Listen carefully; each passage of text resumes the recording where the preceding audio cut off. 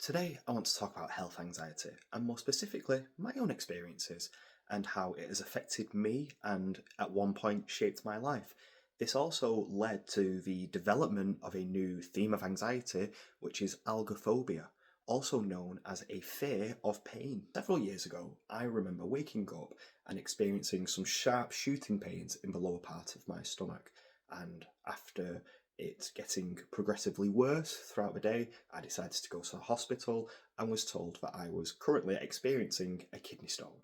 Now, if anyone is watching this and has had a kidney stone, you'll know just how bad it can be. On reflection now, I can safely say that I was experiencing a prolonged panic attack throughout the entire day because before I was told what was going on, I didn't know what was happening and it was intensely painful. This led to, yes, not only a fear of the day itself and how I felt, which is the more traditional panicking about panic, but it was also the fear of pain, which is algophobia. Now, as a result of this day, this obviously birthed some new safety behaviours and compulsions that I didn't know any better at the time. I thought I was helping myself, but ultimately this fueled the cycle of anxiety and panic.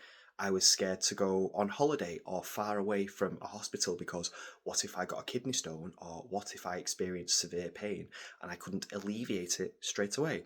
I remember drinking apple cider vinegar religiously every day for years because after a lot of compulsive Googling, I found out, oh, that is how you prevent a kidney stone. I remember cutting out certain foods that I would enjoy because, can't have too much salt because then I'll get a kidney stone. And slowly over time, my life just became very small because I never wanted to experience that pain ever again. I think one of the biggest compulsions or safety behaviours that I had though was sharing my experience with others, not for sympathy but for reassurance. Any slight stomach pain, which is actually a really common symptom of anxiety, would send me into a panic and convinced the kidney stone had returned. And after this day had happened, because it was so traumatic and so awful, I told myself I would have a plan of exactly what to do the next time I felt the slightest inkling of a pain like that. And I remember having it all planned out, which ultimately in turn kept my attention fixed inward, monitoring for symptoms and keeping me in an anxious state. And ironically, like with most anxiety disorders, my fear of pain actually increased my sensitivity to it.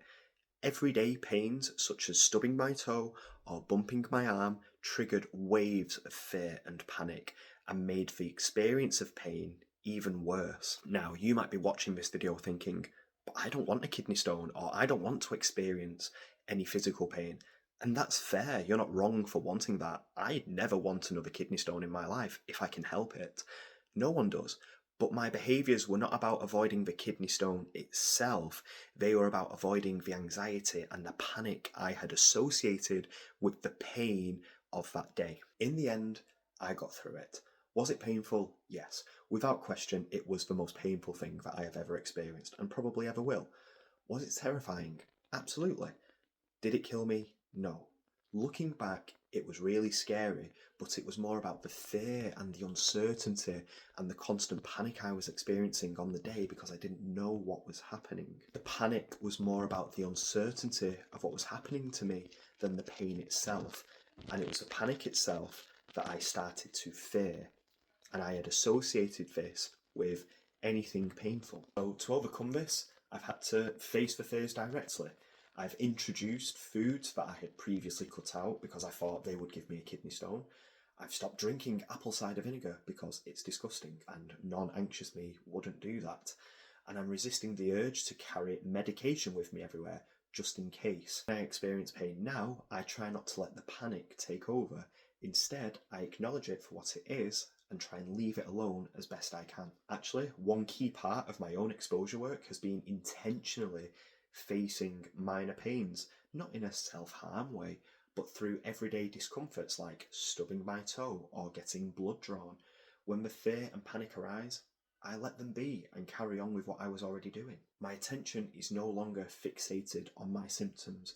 Whilst I don't completely ignore how I feel, that wouldn't be realistic. I focus most of my energy on living my life, even if I'm in pain or even if I feel panicky.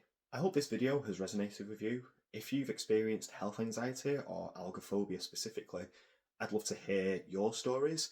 It's not a fear that gets much attention, but it's a real challenge for those who face it. And if you're struggling with health anxiety, I know that it feels really urgent, but you can handle the uncertainty.